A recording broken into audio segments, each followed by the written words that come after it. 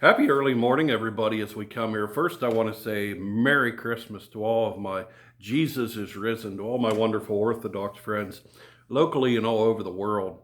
What a blessing. And they're right, it always usually snows on Orthodox Christmas. And sure enough, we got some wonderful snow here today. Now, today, before I worship with them and before I do my calls, um, pastoral care calls, I want to talk a little bit about a new book that I'm introducing now. Now we're going to go into a rare book called The Song of Songs. The Song of Songs. Sometimes it's called The Song of Solomon's Songs. It's many different ways. But this is a book that most people in the Song of Songs have rarely ever went through and rarely read. However, the church fathers like Origen tell us that one of the greatest blessings of all time to go into the Holy of Holiness is to read this wonderful book. Those who read this book, like we're told with the book of Revelation, will be truly blessed. My late professor, Robert Jensen, probably the greatest, they're always regarded as a greatest biblical scholar of his time, did a wonderful book on this that I'm going to go through and bring out some of the key passages so that it can be a blessing to your life. Remember, though, the greatest thing is for you to read the book, pray for the Holy Spirit to guide you through the passages, and then to see where the Spirit can guide you in your own life so that it can be a blessing in your own life. The book mainly factures on the aspect of love for God, right? That yearning and love for God. Do you have that love of God in your own life? Remember, St. Augustine said, we will never be complete until we are complete in Him. That love that God has is what completes us as human beings. We need that love because we were made to love God. We were made to worship God, which in the end, which we will do. It's a very interesting book. It's the love of a female to her lover, who is often in and out and retreating. It has choruses of men and women's choruses through it. It is a very, very powerful book. Today, I just want to start with, let's just go through chapter 1, the first 4 verses. So, the Song of Songs, chapter 1, 1 through 4. In this, we have kisses. The woman's talking about the kisses to her lover. And these are kisses that are meant to go much further. She's going to focus on the aspect. And as we look at this, the ancient rabbis, the church tradition, always pointed this out as being the love between the Lord and Israel, right? And in this now, we're going to have, this was probably done, this book, after the temple's been destroyed. And here now we're going to have the yearning of the people of Israel, this grace that permeates everything in the world. Remember, God's grace is all over. It's found in all things. This is a good God providing for us daily. And now Israel, due to the power of God's grace, is caught up in this grace. And now they yearn for God. The kisses represent a lover who kisses and yearns for her lover, right? Israel yearning for this union with this wonderful God who they know, right? And who they want to know deeper and deeper and deeper.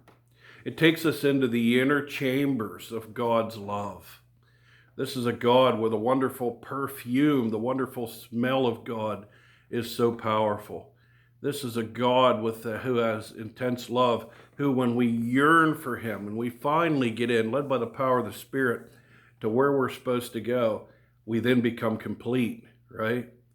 In the Eastern tradition, they have this wonderful, strong yearning for God, much more than in the Western tradition, something that we can learn from.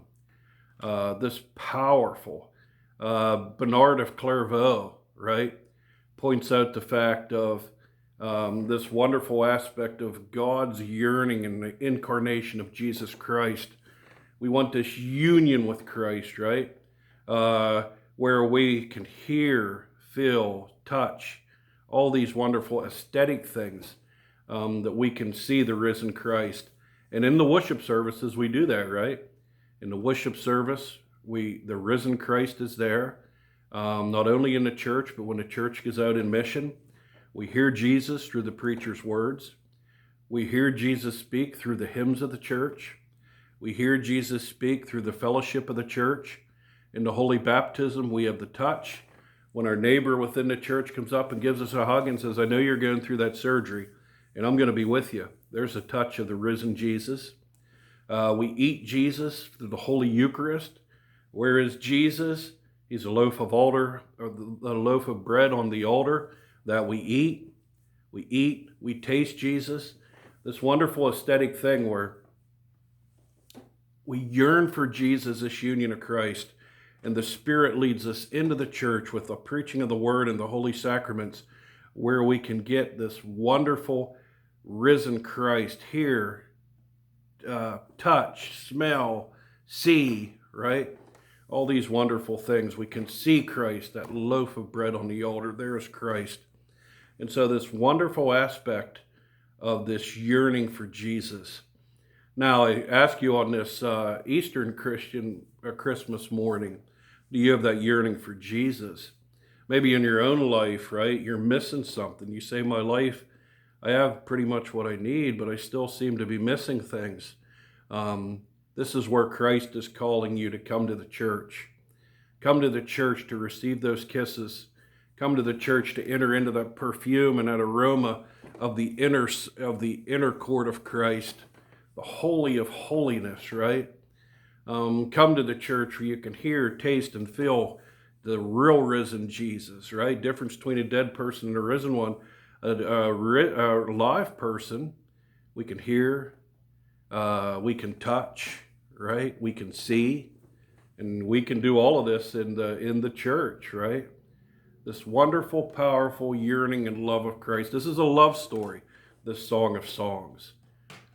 This is a person who's yearning for their lover.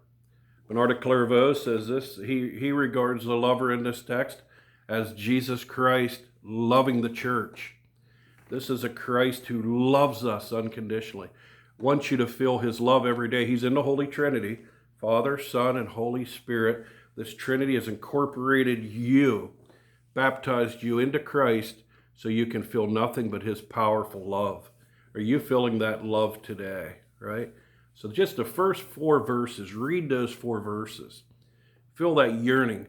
Pray to Jesus and say, Jesus, I want that union with you, right? Jesus, may the Holy Spirit come and may you live deep inside of my heart. Allow me to feel you as a risen Christ, to fill my heart with your love, the power of love. May God be with you as you read through these first 4 verses and as we continue to go through this powerful text. If you've never read the Song of Songs, now's the time to do it. May God be with you in the name of the Father, Son, and Holy Spirit. And may you be blessed by reading this text as Origen tells us.